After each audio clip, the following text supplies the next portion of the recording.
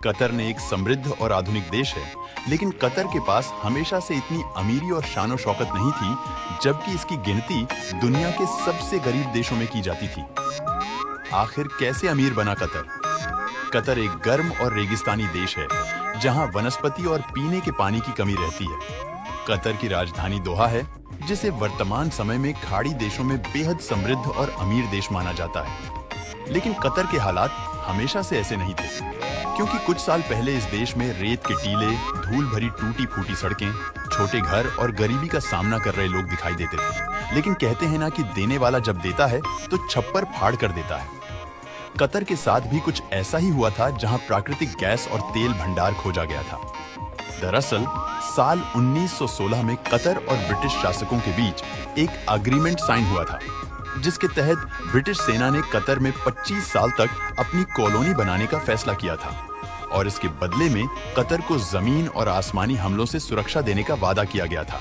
लेकिन ब्रिटिश शासकों ने दूसरे देशों की तरह ही कुछ सालों में कतर की अर्थव्यवस्था पर अपना शासन कायम कर लिया था, जिसकी वजह से वहां लोग गुलामी भरी जिंदगी जीने पर मजबूर हो गए थे। उस समय कतर में मोतियों यानी सीप का व्यापार किया जाता था, जिसके लिए लोग समुद्र में गोता लगाकर सीप इकट्ठा करते थे और फिर उन्हें अंतरराष्ट्रीय बाजार में बेचकर पैसा कमाते थे।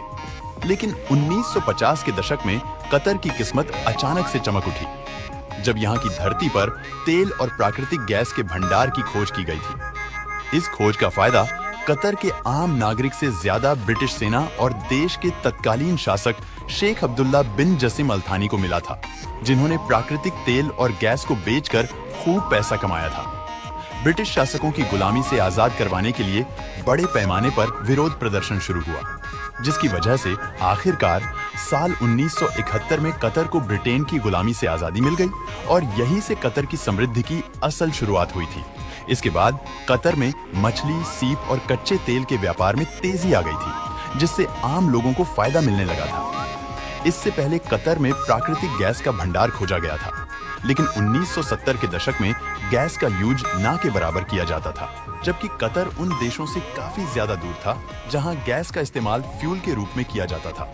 इतना ही नहीं, गैस को निकालने और फिर प्लांट तक ट्रांसफर करने के लिए बड़ी पाइपलाइन को बिछाना जरूरी था, जबकि इस पूरे काम में बहुत ज्यादा वक्त और पैसा खर्च होना था। साल 1995 में देश के तत्कालीन प्रधानमंत्री ने गैस इंडस्ट्री के जरिए कतर को नई ऊंचाइयों पर ले जाने का फैसला किया था, जिसके तहत एक ऐसी तकनीक का इजाद किया गया था जिसमें गैस को तरल रूप में बदलकर फ्यूएल की तरह टैंकर में भरकर ट्रांसपोर्ट किया जा सकता था। इस फैसले की वजह से कतर की किस्मत रातों रात बदल गई थी, क्योंकि प्राकृतिक गैस को फ्यूएल के रूप में कई देशों में यूज किया जाता है।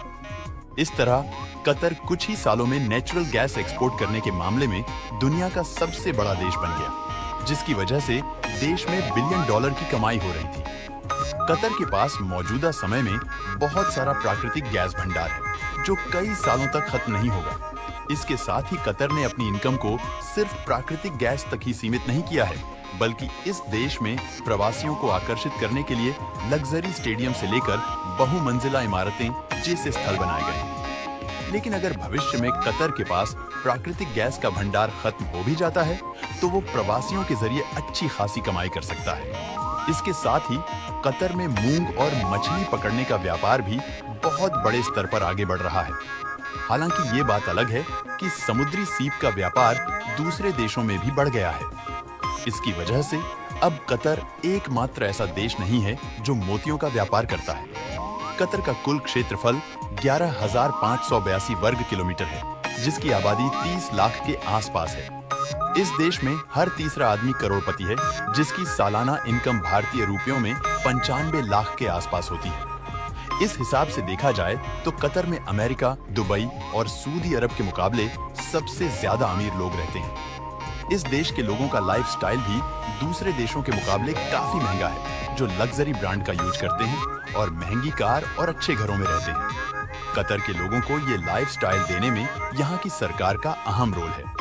इस देश ने 50 साल के अंदर प्रगति करके कई खाड़ी देशों को पीछे छोड़ दिया है और वैश्विक स्तर पर अपनी एक नई पहचान स्थापित भी की है। अब तो आप समझ ही गए होंगे कि कतर कुछ ही सालों में इतना अमीर कैसे बन गया।